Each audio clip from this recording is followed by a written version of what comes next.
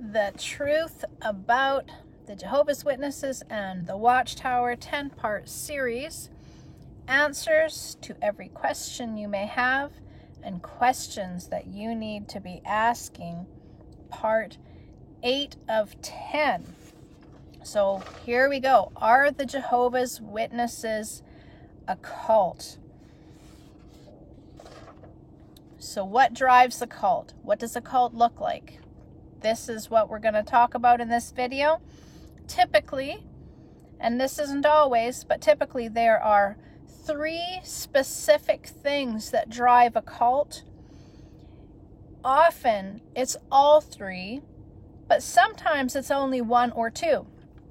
Those 3 things that typically drive a cult, the foundation of a cult, the root system of a cult, is going to be power, sex, and money. Those are the 3 things that tend to drive a cult. Those are their motives, to have more of these 3 things. So does the Watchtower demonstrate key warning signs of a cult based on these things? What are these key warning signs that pertain to power, money, and sex? They are, so these are the key things to watch for. Number 1, direct or subtle desires for increased control over individuals, families, and groups. So they look to infiltrate the lives of people, families, groups, and to spread this influence over as many populated areas as they possibly can. So does the Watchtower match that description? Number 2, as far as spiritual organizations and religions go, there's an unusual or unsettling level of focus on money and financial growth. Does the Watchtower meet this description? We are going to take a little bit of a look at that in this video. I wish that I had the time to create a whole video just on the financial aspects of the Watchtower being, one of the top 40 wealthiest corporations. However, I don't have that penciled into this 10-part series. Maybe I'll cover it another day. But do they meet the criteria for being an organization that has an unusual level of focus on finances? So for a church, this is going to be unusual. Number 3, an unusually high level of sexual deviance and secrecy coupled with a lack of legal accountability in comparison to the majority of other spiritual organizations. Do you see them fitting into that criteria, where there is an unusually high level of sexual deviance coupled with a lack of accountability? So let's continue. What does a cult look like, and how does it operate within?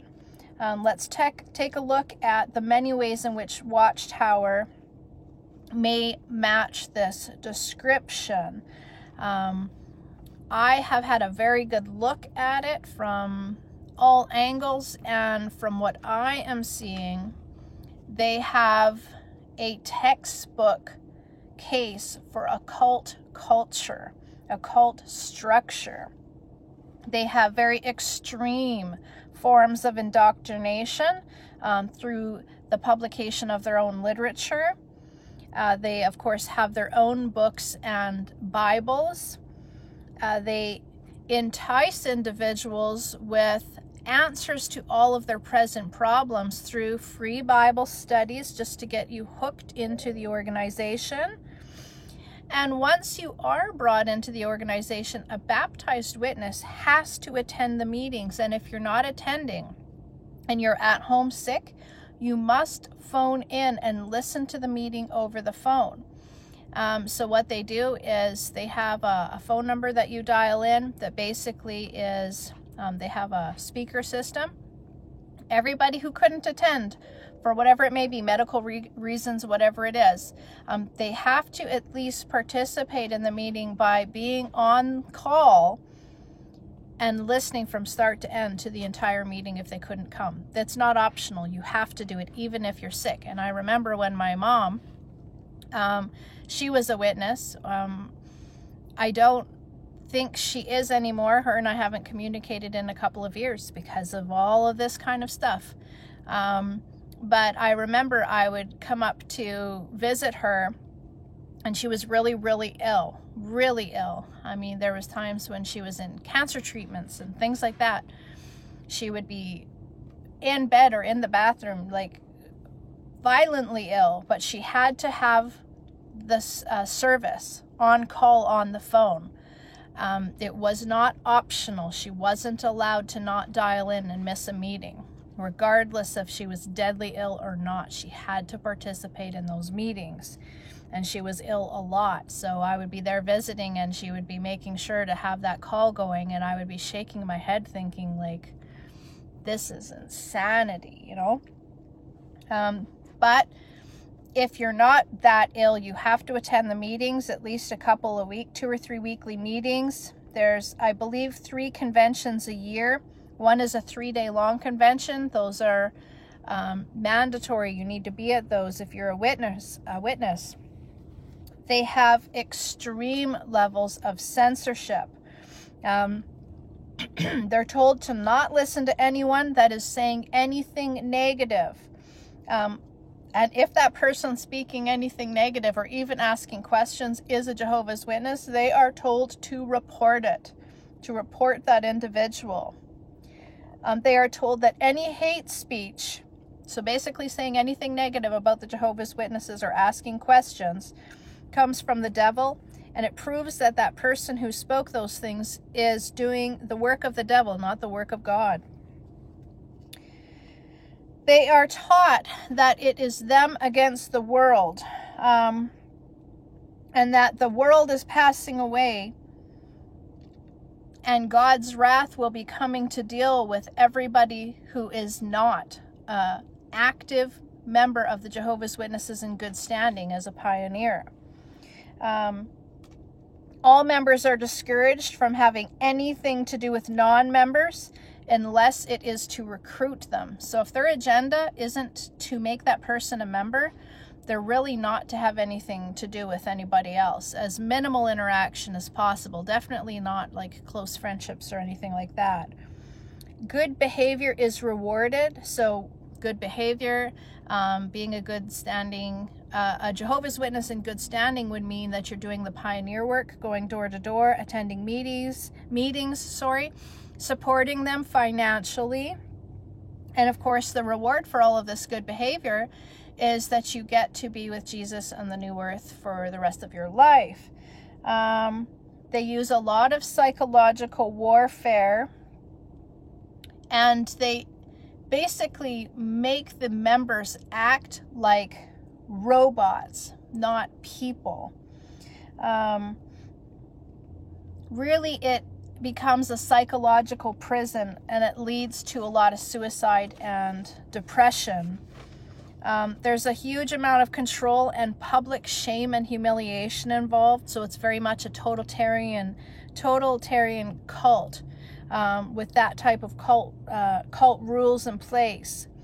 So what they do is they weave themselves into every fiber of your life, of your family, complete control and tyranny in almost every single area. So there is no longer the place for freedoms that an individual outside the organization would have, such as medical decisions, how you dress, how you spend your time, what you do for entertainment, for a career, for education. All of these things are no longer up to you. You basically must be a cookie cutter person, and a good steward of what it is that they have entrusted you with. And a good steward means do what they say, when they say, how they say, nothing more, nothing less. Do not think for yourself. If you think for yourself, you are basically an agent of Satan.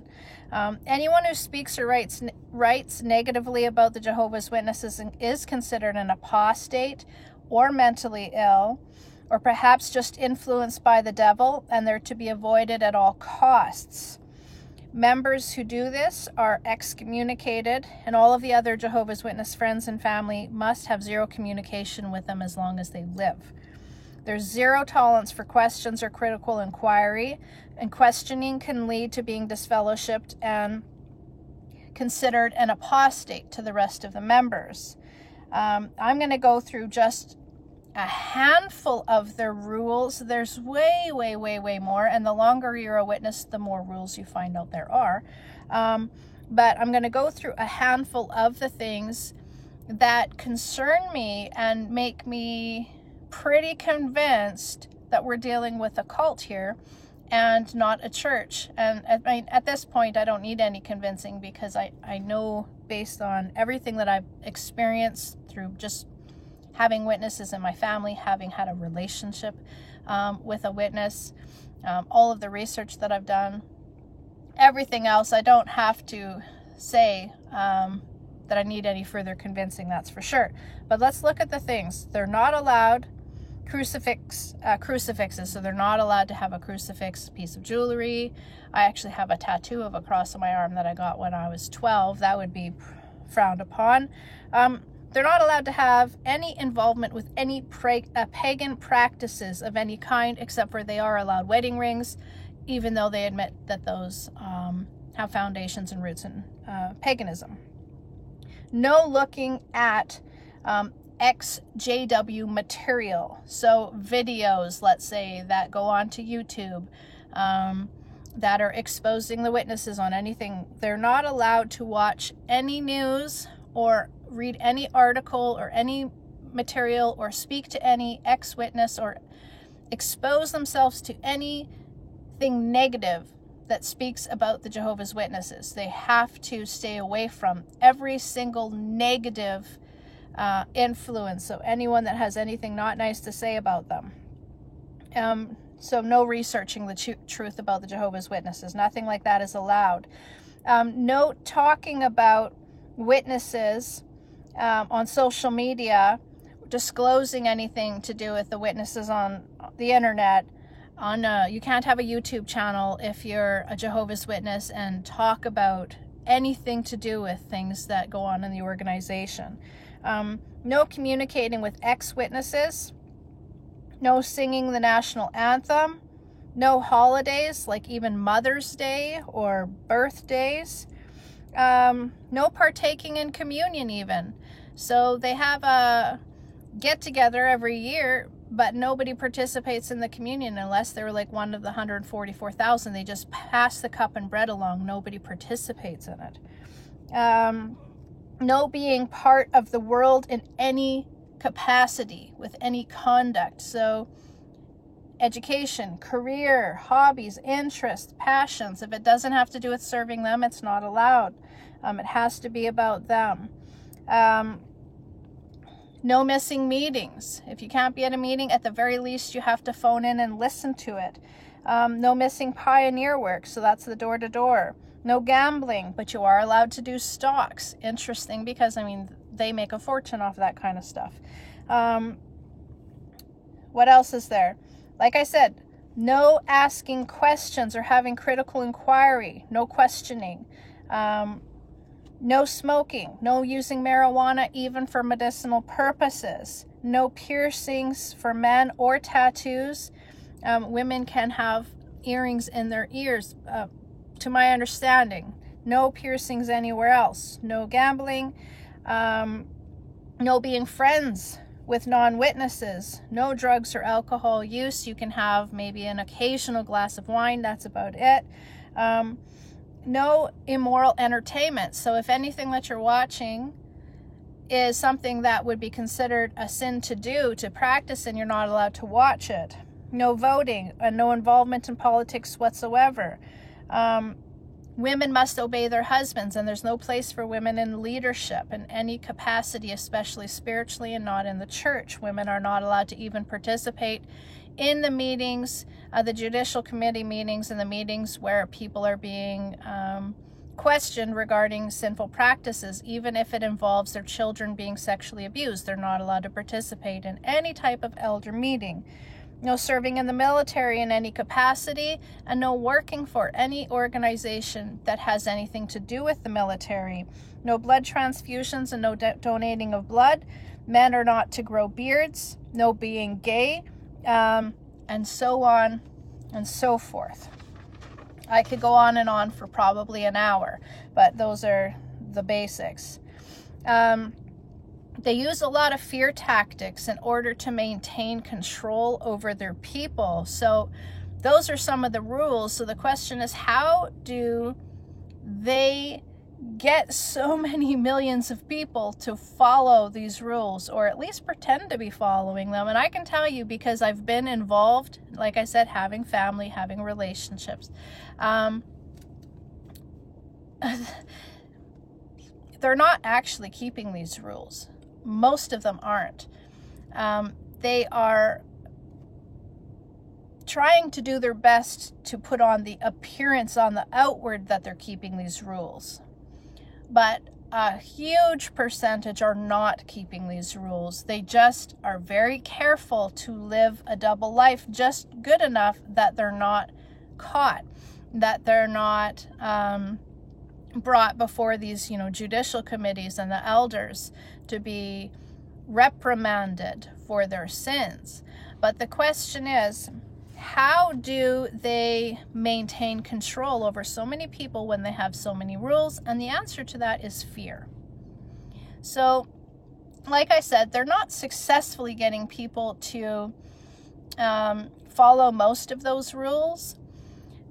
But for the ones that are doing it in secret, they're doing it in secret out of fear. And for the ones that are keeping the rules, many are keeping the rules because they truly love God, and they believe that following those rules, that is righteousness and holiness, and so they do their best.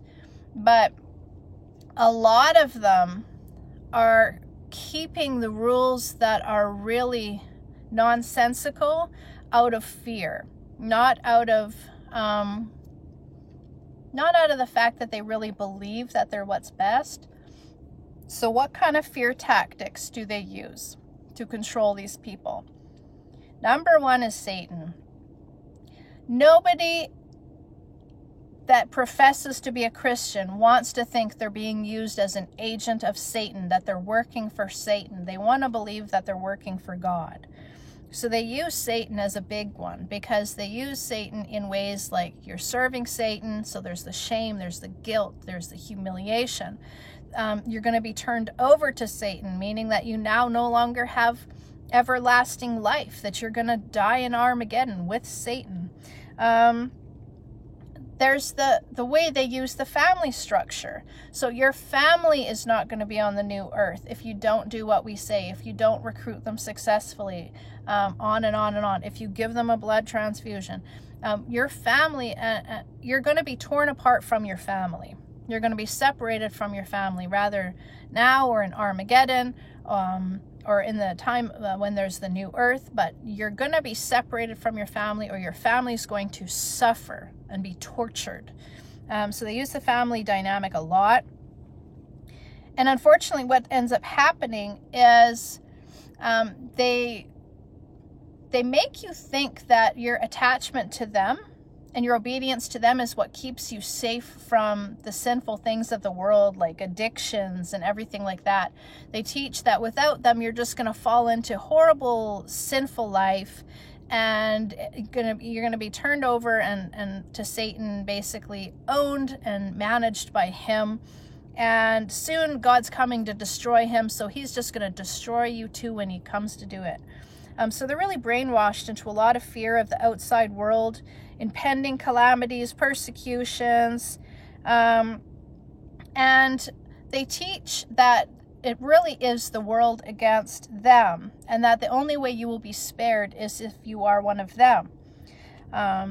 Everybody who speaks negatively of a witness in any capacity is seen as an individual or an entity that is persecuting them. There's no possibility for there to be any validity in what they're saying. It's persecution. They have a huge fear of demons and Satan. And what they teach is anybody speaking anything of the witnesses in any capacity, they're being influenced by the devil and demons to do so. Now, roughly 40,000 witnesses every year are disfellowshipped from the organization, meaning that the Jehovah's Witnesses families are no longer allowed to interact with them, including their children, their parents. Like, can you imagine? There's no freedom of personal discovery spiritually. So a lot of individuals that become Jehovah's Witnesses, they become witnesses because they have this hunger for God, to know Him, to know His truth, to be in communion with His people. And so what ends up happening is these individuals, because they're spiritually hungry, they start looking for spiritual food, and they stumble upon the Jehovah's Witnesses that claim to be amazing providers and the sole supply of that food. And what ends up happening is this individual that used to have a hunger for spiritual food and love to just research and analyze the Bible for themselves, they're taught now that that's wrong. They're taught that that hunger that brought that person to the witnesses needs to come to an end now, because they have found the answer and they need to rest in it, which means let the witnesses teach them and basically own them spiritually, but to stop the searching, stop the investigating, stop the independent studies, stop attending Bible studies, stop looking things up on the internet, stop watching YouTube videos, stop acting like you are hungry to know God personally, and put all of that energy into reading their materials, like their Awake magazine, their own Jehovah's Witness Bible, and doing their pioneer work, so recruiting people into the organization for them. Put all the energy into that now. No more of this personal discovery nonsense. So it's just extreme censorship. No allowance for personal beliefs, no allowance for independent Bible study.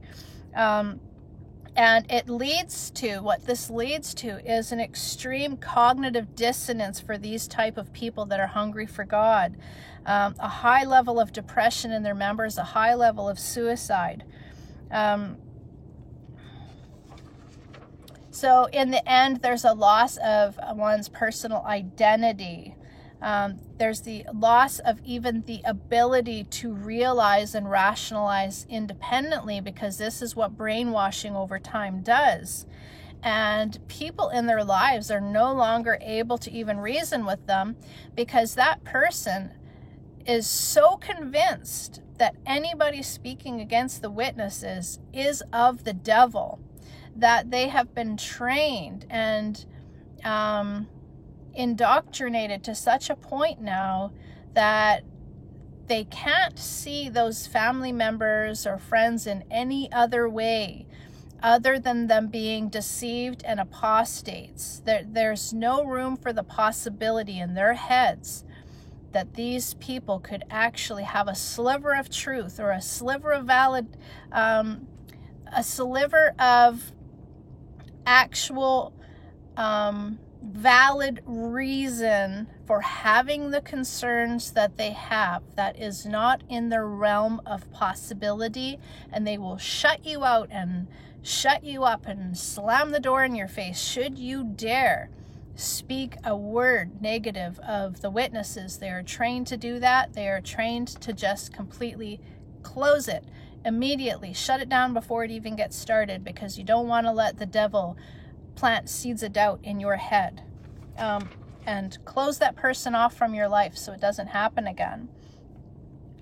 Now, here's an issue that I have, is there is so much false politeness and holiness that potential converts are really convinced that as a witness comes to their door to recruit them, and they're being presented with this very gentle, meek, loving, soft-spoken individual that has all these lovely promises of an everlasting life without pain. And there's just so much beautiful, loving kindness being emitted by these people that it's really hard to see that this individual that's coming to recruit you is actually extremely dangerous for your family, for your spiritual health, for your physical health, that they really are like a wolf dressed in sheep's clothing. That couldn't be more true than that one scripture that says, where Jesus talked about, watch out, because there are false prophets that will come to you disguised as a wolf dressed in sheep's clothing, and to be very, very cautious. And this manner that they have of just gentleness, and they speak very calm, very loving, and they seem to be so accepting and so patient with you.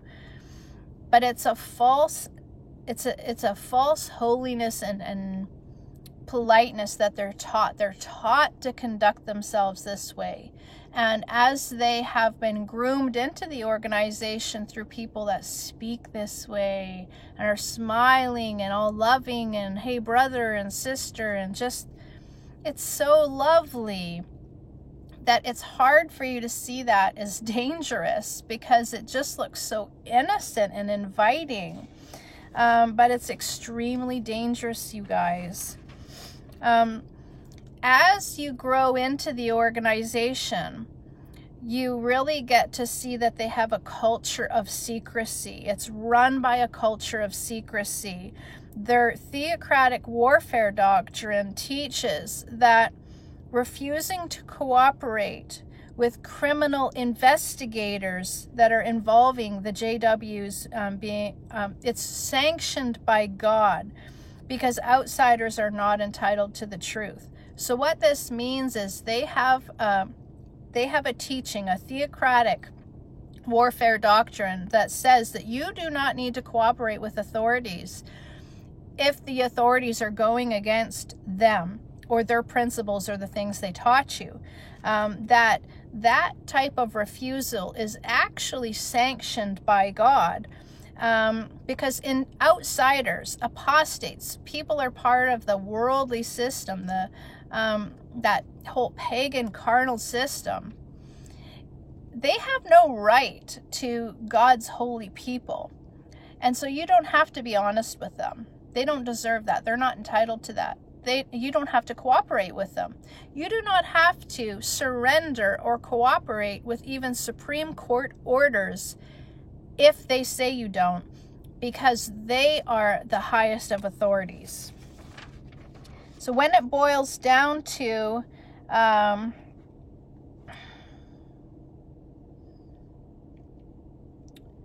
here's what it boils down to. There's kind of three parts to this. There is, when you come to the point where you're in the organization, you've been in for a while, and you're starting to have major concerns. Things are not going right anymore. It's not the utopia you thought it was going to be.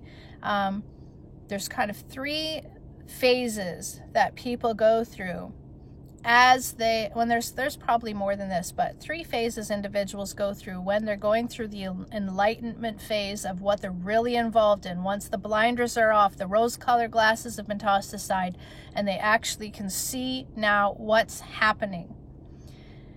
It's a gut-wrenching, terrifying experience to wake up realizing that another human being and an organization owns you, owns your family. Here's what happens. Number one, the first phase that a person walks through is stay silent. They're frozen in fear. They don't know what's going to happen. They stay silent because they realize What is at risk if they speak up? What is at risk if they act? So they stay silent. Phase 2, they come to a point where they can no longer in good conscience stay silent. And finally, they decide they need to speak up. They need to act. They need to do something. So rather, they start going before the elders asking questions, they start researching, they start talking to their partner, their spouse, their mother, their father, their son, their daughter, their grandma, their grandpa, their uncle, whoever, somebody in the family, somebody outside the family, but they start sharing the concerns of their heart. They're vocalizing it now because they can't keep quiet anymore. Or they got found out that they started breaking rules. Because they couldn't live like this anymore. So they got caught.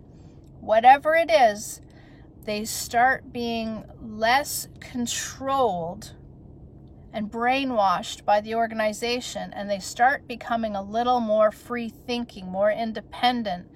They start governing their actions and their thoughts more independently. So what happens when they do that? There is the consequences.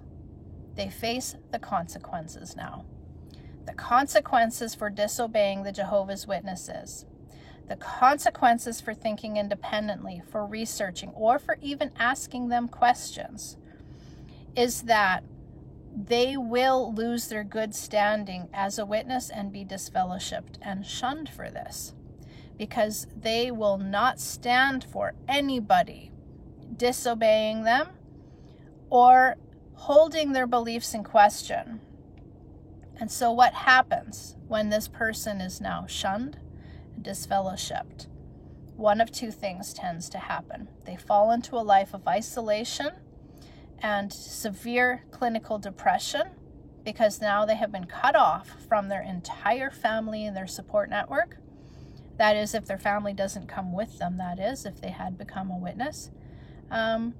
Or in the worst case scenario, and this happens a lot, they take their own lives. So this is the 3-phase progression that we see for individuals that come out of the organization that have been heavily involved, especially when their whole social network is tied into it. And there are some people, however, that reach phase 3, where they come out of it and they become very self-empowered. They're on fire to help other witnesses. They start speaking up. They start a YouTube channel. They get a following going, teaching the truth. They go to the media. They write a book. Usually people that come out of the organization are rather badly wounded, and it's almost impossible for them to climb out of the pain and the damage that has been caused, or they come out angry and on fire to make a difference.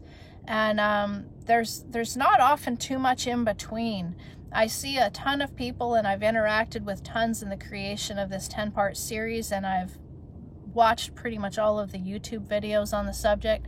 There's some people that come out and they're just hungry to help, and there's some people that come out and they don't survive at all. And there's some people that come out and they survive, but their life is just ruined, and they leave comments on my other videos saying, like, I don't even know who I would be today if I hadn't been tied up in that mess, because they completely destroyed me. And a lot of these people have post-traumatic stress disorder. A lot of them have DID as a result of early childhood abuse and sexual abuse and spiritual abuse. And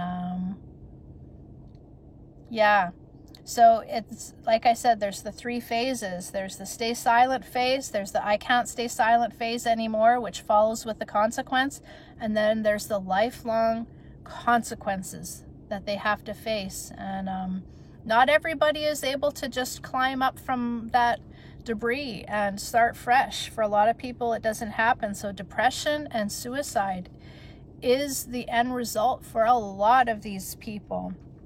And It really is one of the worst forms of psychological warfare, being part of this group, yet coming to realize what you're really involved in.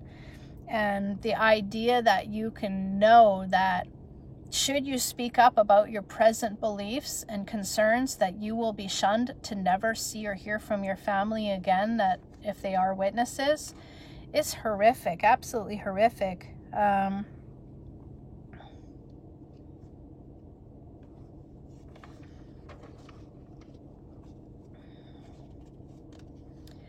I think one of the reasons a lot of witnesses at the very end find it so difficult to stay is because of the shame that they feel when they're going door to door and when they're still trying to, recruit their friends and family, and they know now what they're bringing them into.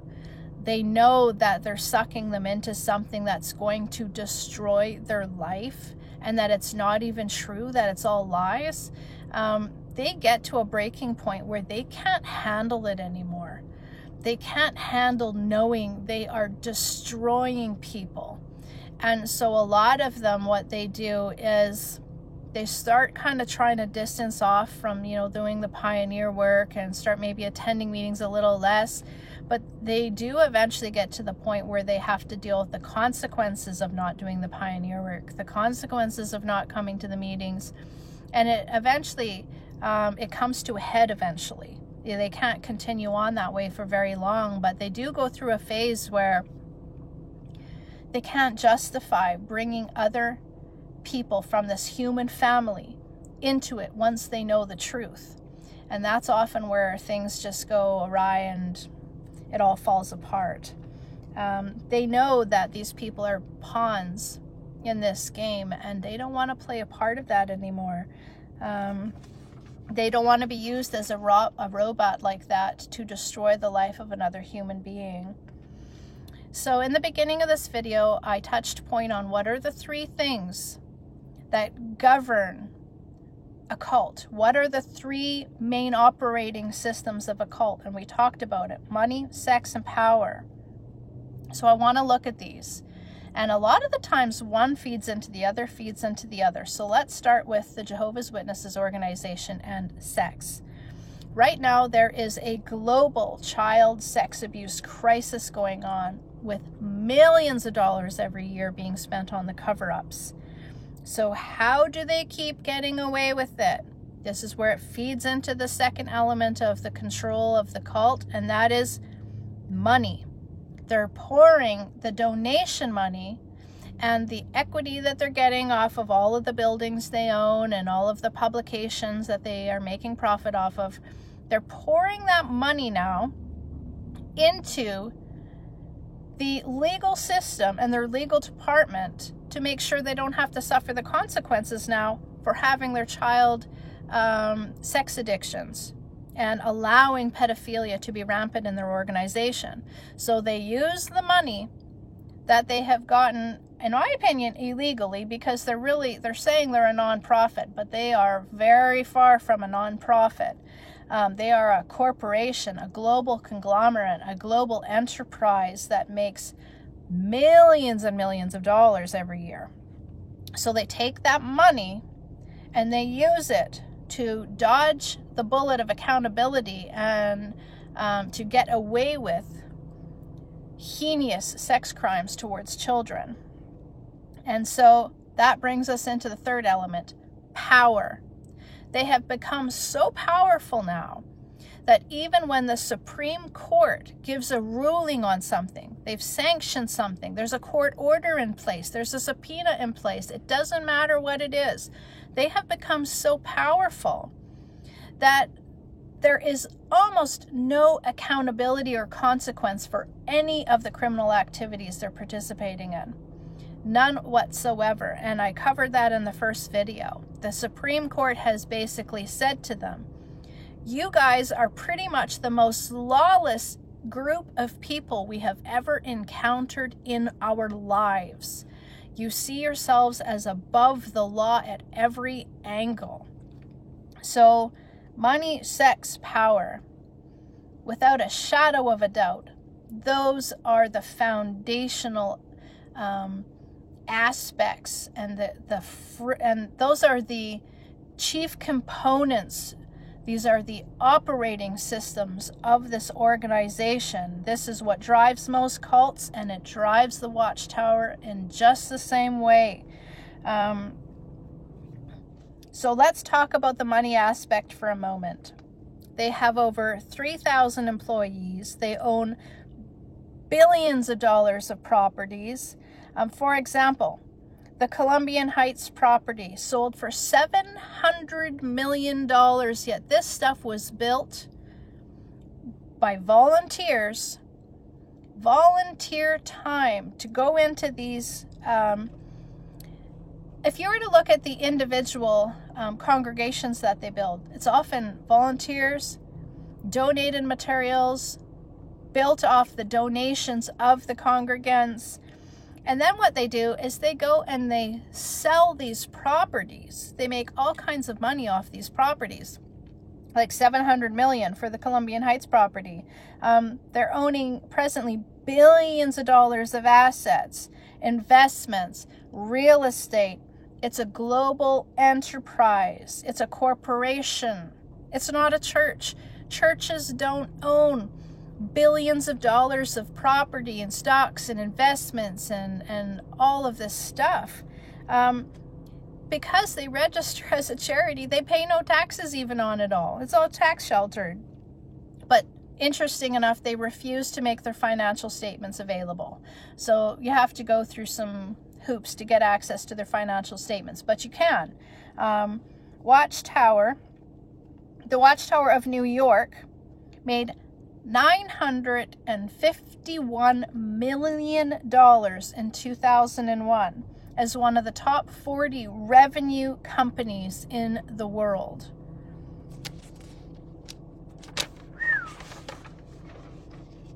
So let's say you're not an employee of the Watchtower and you are a Jehovah's Witness, you're not an employee. You must, at the very least, be a volunteer pioneer, which means you need to volunteer your time for their cause. You have to recruit for them.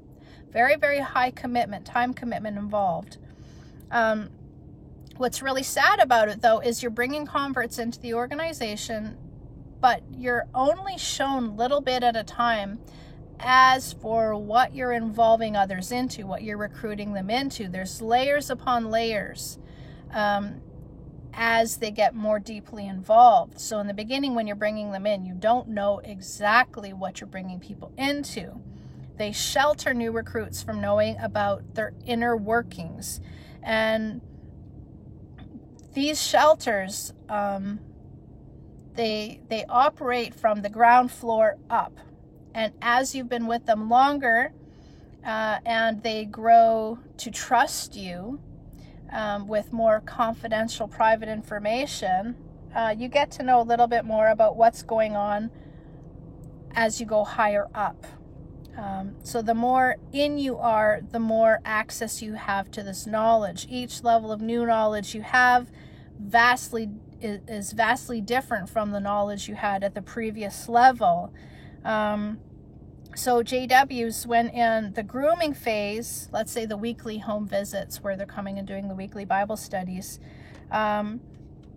they don't really have any idea when they're in that grooming phase just how judgmental and condemning the organization is going to be. Should you continue participating with them and go through and get baptized? And as you go from the baptism phase into higher positions like becoming an elder and such, you are becoming enlightened more and more and more to their ways. Now,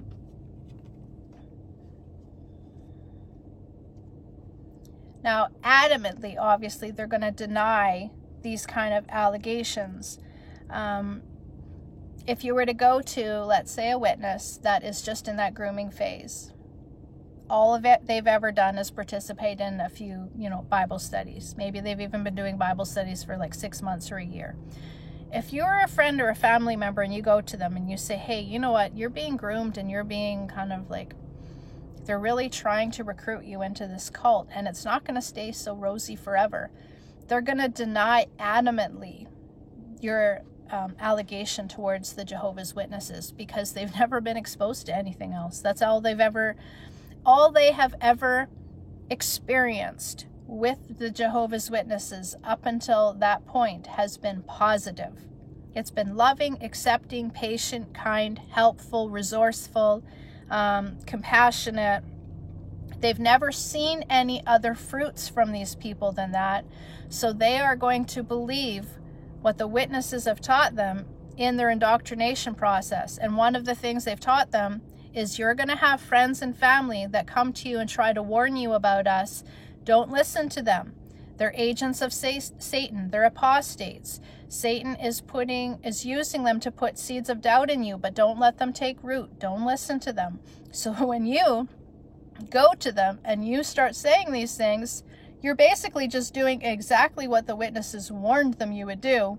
And so they're going to respond the way they were trained to, which is to not let those seeds of doubt get into their brains. So manipulative, so manipulative.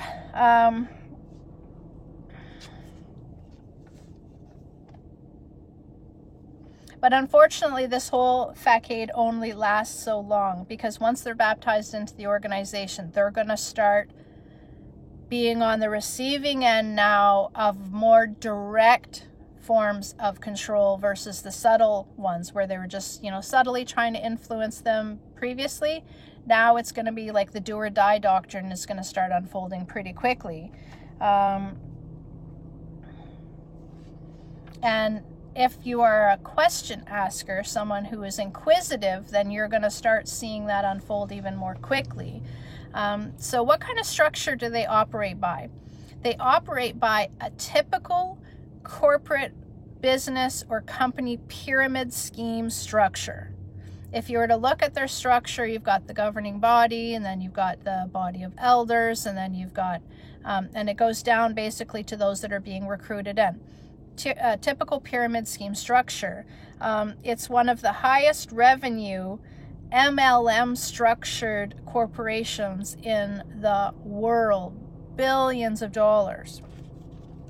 And they go about business, they go about operating this business in the exact same way any other MLM company would, through the process of making recruits, bringing them up, building them up. And as you get higher up, there's more investment, you get to know more truth about what you're involved in, and so on and so forth. The only difference is in an MLM company, typically, they're selling a product, and you make more money as you get more people in and more products are being sold. In this case, what's being sold is God. What is being sold is a promise of everlasting life. What is being sold is a promise of escaping Armageddon. What is being sold is a future with Jesus in the new earth and your family void of suffering and cuddling up with all of these animals that usually would want to kill you and eat you for supper.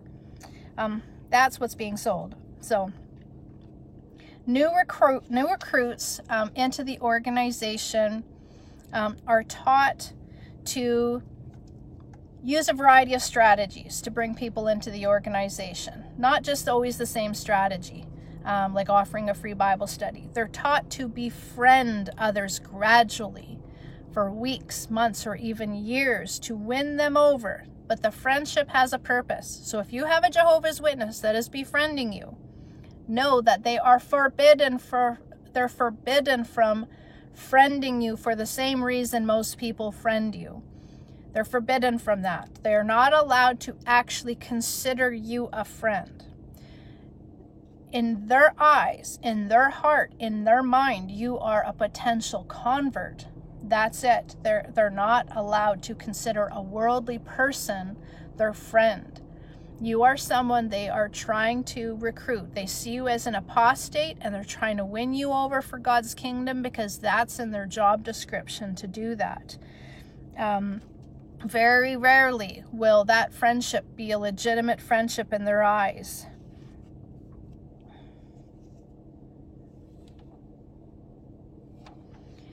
Let's just say, if you want to test this out, if you have a Jehovah's Witness that is trying to befriend you, If you adamantly refuse to discuss matters of God's kingdom, Jehovah, the Bible,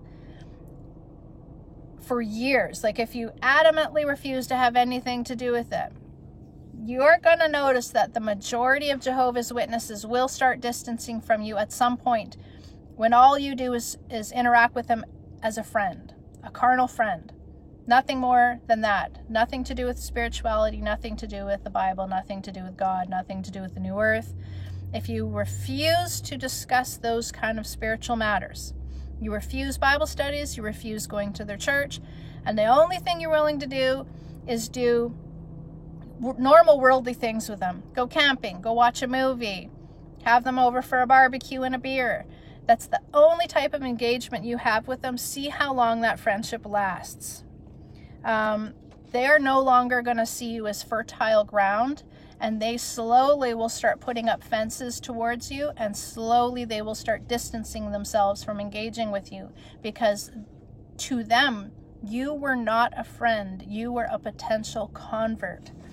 I located this description found online of a cult that it wasn't just talking about the Jehovah's Witnesses. It was actually just saying these are the warning signs to look for in a cult. And I have it available for you guys in the resources. I'm just going to read the key things. Number 1, members experience negative consequences for nonconformist behavior or attitudes, such as questioning doctrine or disagreeing. Number 2, information is controlled, especially if critical to the group, or especially if it's critical of the group, so negative. Number 3, leadership is obsolete and not bound by checks and balances. That's a huge one in the Jehovah's Witnesses. Number 4, individual behavior is excessively limited by rules and regulations, so extreme legalism. Number 5, outsiders are generally viewed as dangerous or evil, and associations with outsiders are primarily in order to convert them only, like I was just talking about. Number 6, members are required to give up their interests or make sacrifices in favor of the group activities. And number 7, members that leave the group are punished or shunned. Perfect textbook case of the Jehovah's Witnesses organization. So, we're getting down to the end here. Should I become a baptized Jehovah's Witness? If you have been studying with the witnesses and you are by chance even remotely considering dedicating your life to that group of people, here is my recommendation to you. The majority of witnesses are not aware of the secret manual for elders called Paying Attention. The ordinances given in this manual are not disclosed to new witnesses whatsoever, not until they're baptized and have dedicated their lives to the services of the Watchtower Society. And in a nutshell, this manual instructs elders on how to administer the right punishments to its members in regards to a huge array of potential offenses. Converts are unaware of these rules and consequences, that they even exist, that the manual even exists, until they sign on the dotted line via baptism before ever being enlightened to the small print of this manual. Unfortunately, once enlightened, leaving the group is now no longer an option, because they have signed this, they have made this vow to the organization. So now they can't leave unless they are prepared to deal with the consequences of losing their entire social network and family, because they will be shunned now, because they're breaking the vow that they made to the organization through baptism. So here's my recommendation. Get a hold of this manual called Paying Attention and read it from start to end. Read the entire manual thoroughly and write a list of possible questions and concerns that you may have from the manual, and organize those into a simple list of like 10 top concerns or something like that.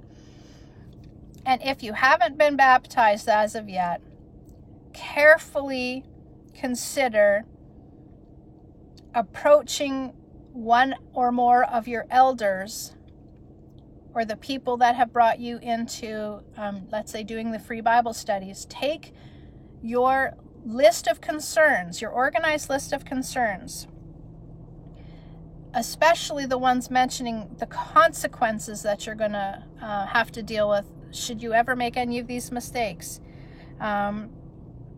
And before you choose baptism, sit down with these people that are superior to you in the organization and start going through the list of questions one by one until you have received an answer from them that sits well with your heart, that you are prepared to deal with the consequence should you make that mistake or that decision or believe differently in this area than that.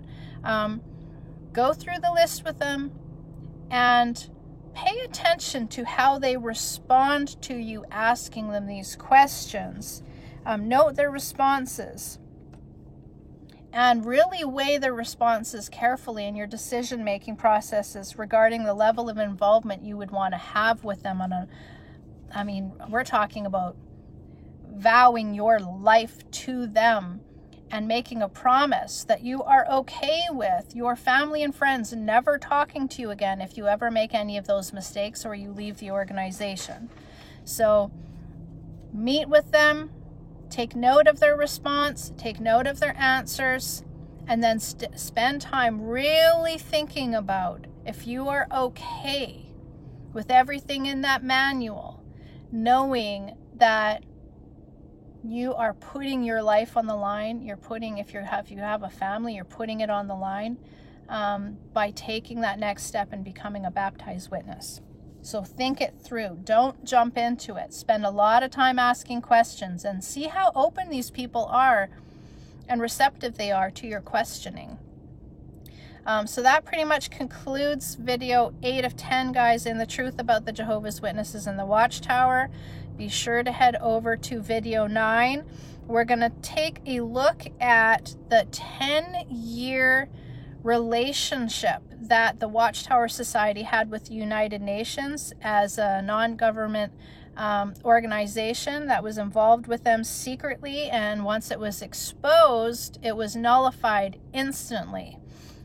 So we're going to take a look at that in the next video, so stay tuned for that, guys.